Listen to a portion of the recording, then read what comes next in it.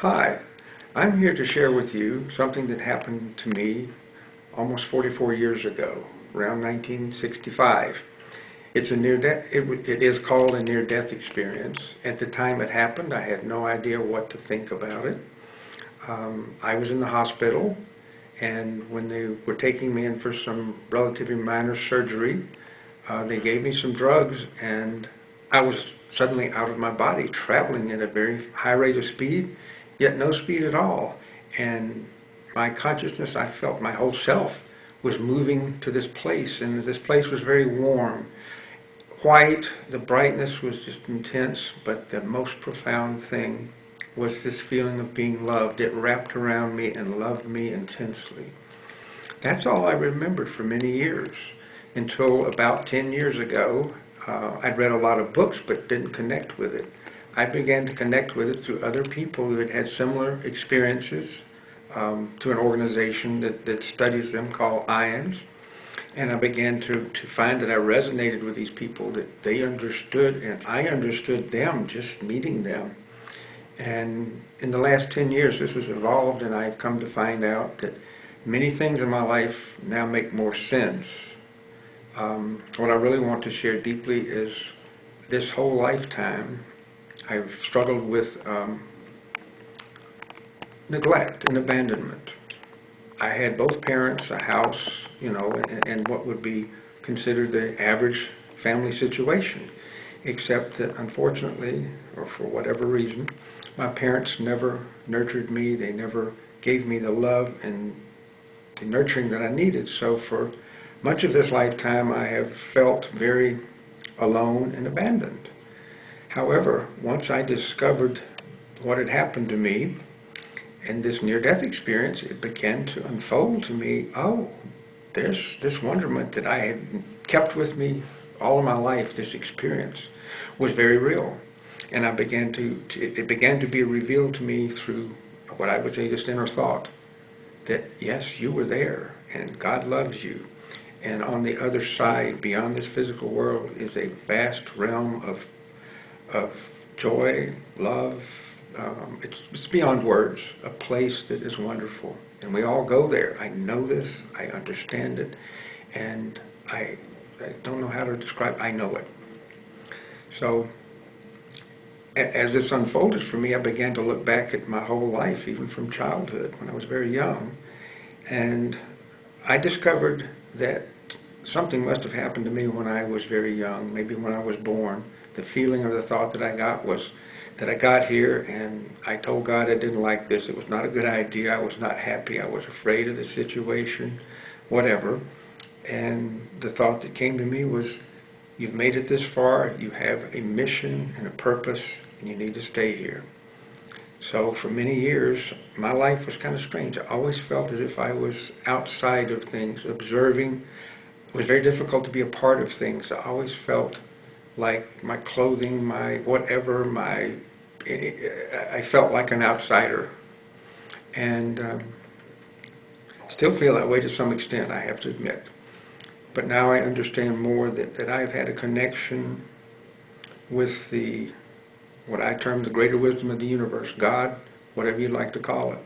It's been guiding me, and I've had to go through situations and lessons in this life on my own to learn and to grow in this.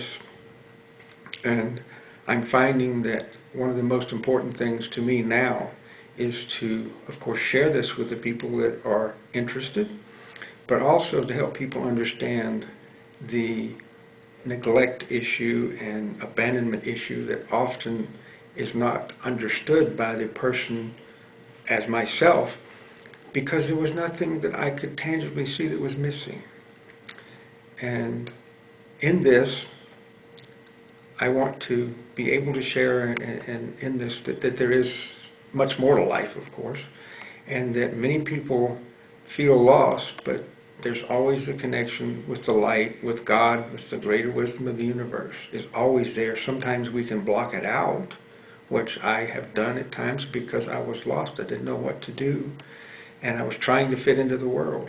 I now find that my life does fit into the world in many ways, but I'm also connected with the light, and the light loves me and guides me, and I'm here for a short time, comparatively, in this body, to do what I can do to learn my own lessons, as well as to be here to serve others, to impart to others the love of the light, the joy of the light, and that heaven, if you want to call it that, the other side, is a wonderful and joyous place, and it's a place where we all can return to and do return to in our own time, in our own space.